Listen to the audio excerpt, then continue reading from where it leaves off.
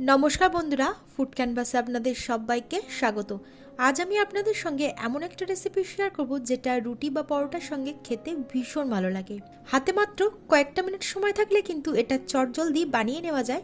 রেসিপিটি ভালো লাগলে অবশ্যই কিন্তু একটা লাইক আর শেয়ার করতে ভুলবেন না। তাহলে চলুন দেখে নেওয়া যাক আমার আজকের এই ভিডিওটি।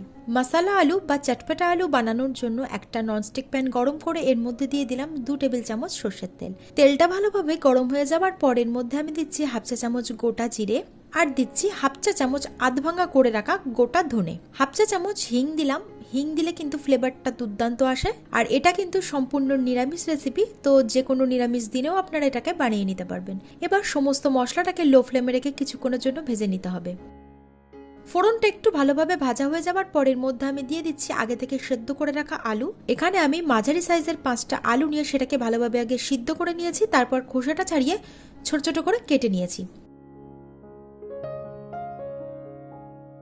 এর মধ্যে দিয়ে দিলাম স্বাদ অনুযায়ী লবণ আর দিচ্ছি হাফ চা চামচ হলুদ গুঁড়ো। এবার লবণ আর হলুদটাকে মিশিয়ে নিয়ে মিডিয়াম ফ্লেমে রেখে আলুটাকে ভেজে নিতে হবে। প্রথমে কিন্তু লো ফ্লেমে দেওয়ার কোনো প্রয়োজন নেই, কারণ আলুটা আগে থেকে সেদ্ধ করা আছে। তাই মিডিয়াম হাই ফ্লেমে রেখে কিন্তু আলুটাকে ভেজে নিতে হবে লাল লাল করে।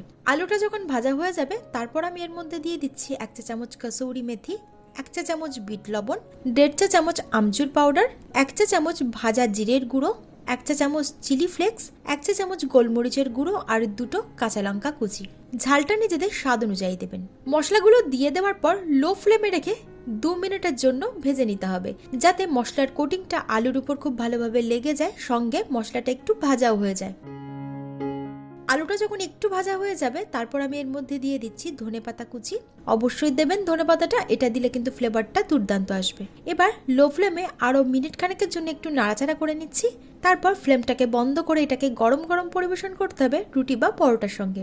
আজকের এই চটপটা মশলা আলুর রেসিপিটি আপনাদের কেমন লাগলো অবশ্যই কমেন্টে জানাবেন। ভালো লাগলে লাইক আর শেয়ার করতে ভুলবেন না। আমার চ্যানেলের নতুন বন্ধু হলে চ্যানেলটা সাবস্ক্রাইব করে নেওয়ার অনুরোধ রইল। পাশে থাকা বেল আইকনটি অবশ্যই ক্লিক করে দেবেন, তাহলে আমি আমার চ্যানেলে নতুন কোনো ভিডিও আপলোড করলে তার নোটিফিকেশনটাও আপনাদের কাছে পৌঁছে যাবে।